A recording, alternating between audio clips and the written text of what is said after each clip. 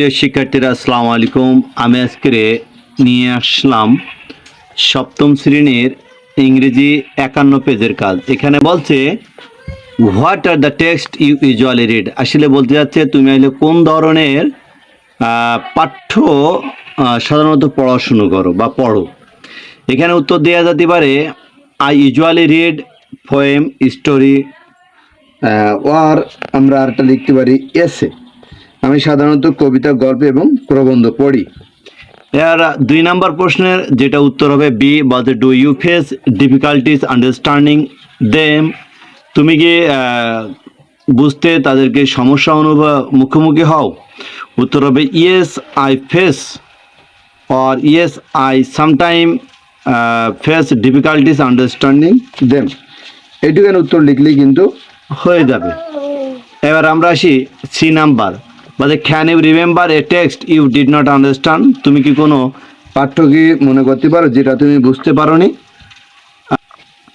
3 নম্বর প্রশ্নের উত্তরটা আসে এরকমও আমরা লিখতে পারি যে yes I can remember I did not understand the text how insomnia affects the life of young adults.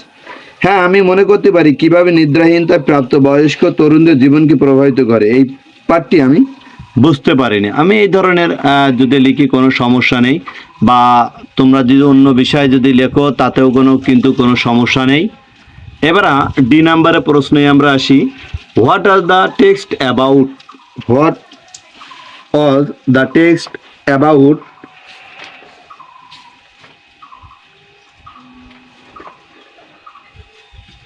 বলতে পাঠটি আসলে কি সম্পর্কে ছিল?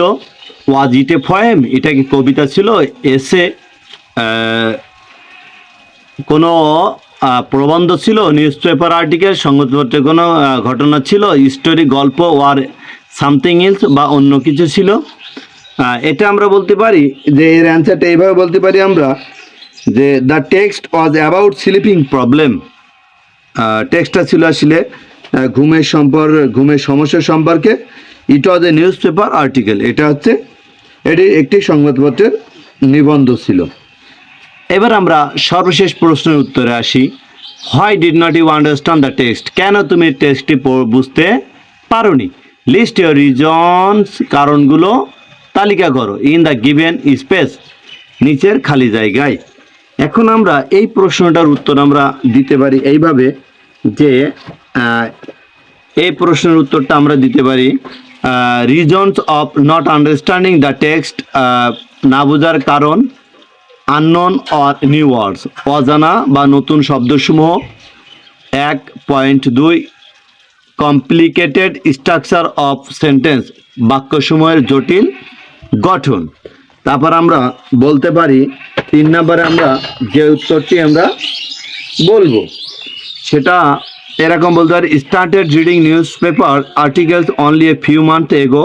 মাত্র কয়েক মাস আগে থেকে সংবাদপত্রের নিবন্ধগুলো পড়া শুরু করেছিলাম। 4 নম্বর আমরা দিতে পারি ট্রাই টু আন্ডারস্ট্যান্ড, বোঝার চেষ্টা করেছিলাম the text in my own way, আমার নিজের মতো করে। নেভার, এবার 5 নম্বরে দিতে পারি never read any text of such kind of topic, কখনো এমন বিষয়বস্তু নিয়ে লেখা পড়িনি। এই হচ্ছে আমাদের যে 51 পেজের সপ্তম শ্রেণীর 5টি প্রশ্নের কাজ। ওকে মাই ডিয়ার শিক্ষার্থী, আজকের এই পর্যন্ত।